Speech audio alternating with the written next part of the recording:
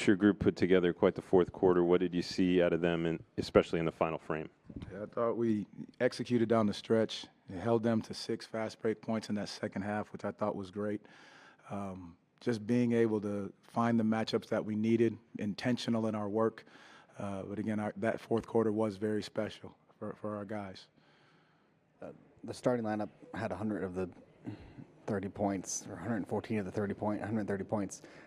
What was working for that group when they were on the floor together? And I just think they were just finding each other, finding the right things. If you notice in moments, it was one time it was AB, one time it was Jalen, one time it was Paulo, one time it was Dez, and then the unsung hero to me in this is Wendell Carter Jr.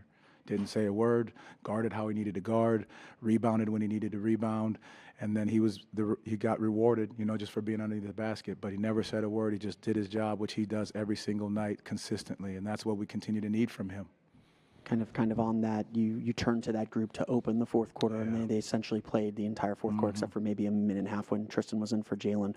What went behind the decision of turning to them early, down 13 entering the quarter, and how do you think? Just being able to sustain that run, that they went on a run there, and just trying to get those guys back in the game because of how they had been playing. Just being able to make sure we sustained it, got ourselves back in it, and then the energy that those guys brought, I thought was fantastic. So, again, those guys did a heck of a job, withstanding the run and then coming back from it. You mentioned this was a heck of a fourth quarter. Mm-hmm. Like what can a win like this do for a team's confidence and kind of building momentum at this stage of the season? Well, I think it just continues to say what we're capable of doing. You look at the other night, the quarter we held them to 20 and scored 40. I think it's those things when you understand exactly how good you can be in these moments. What you have to do is we can sit and watch this and learn from it. What were the things that allowed us to be successful here? And that was sharing and moving the basketball, playing with intention, getting back in transition, and keeping them out of the early easy baskets.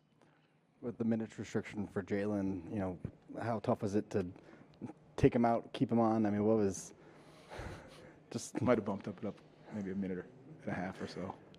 What difference does he make? I mean, you saw what he did. You saw what he did. His energy, and we've said it about him time and time again, his energy is infectious, and what he does for these guys and this group and this fan base and this crowd, like he gets everybody going, and it starts with his defense.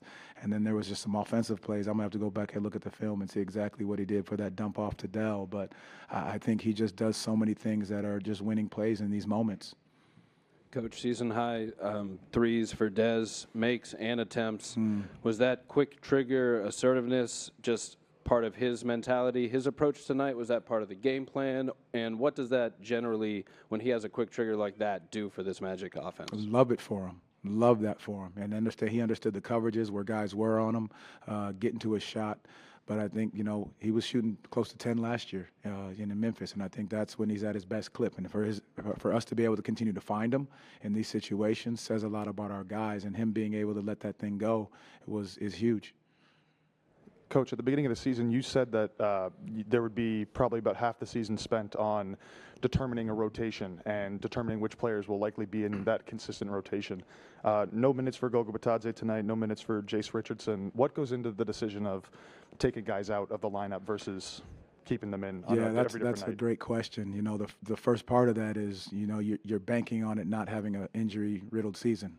And so now that those guys get minutes, when guys are out, they're bumping back in. And so just what goes into it is now it's going to be about matchups, different times, different rotations, different guys. It's going to have to be that for now down the stretch, because any given night it can be somebody else's number called. Like we said with the starters, well, next night it might be somebody else that comes off the bench and gives a big spark. So guys just have to stay ready, for the remainder of this year, of the regular season. Pre-game, I asked you how challenging it can be to stay the course and not get frustrated over the balance of 82 games. What about within 48 minutes? Because the way the third quarter ended, it could have been a moment where Toronto runs away with it. So what is the message at the end of the third quarter to regather and get back on track? Stay the course. I think that's what you just said. It's a 48-minute game. It's not won or lost necessarily in that third quarter. Now they had their momentum swing, and that's what you say in huddles. They had their run. We've had our run. And so now we got to go into this fourth quarter and do the right thing and go on our run. So understanding that game's not over till that final horn goes off, and our guys played that way, and that's what you saw in the run that we went on. Thanks, Coach Mosley. Thank you all. Appreciate it.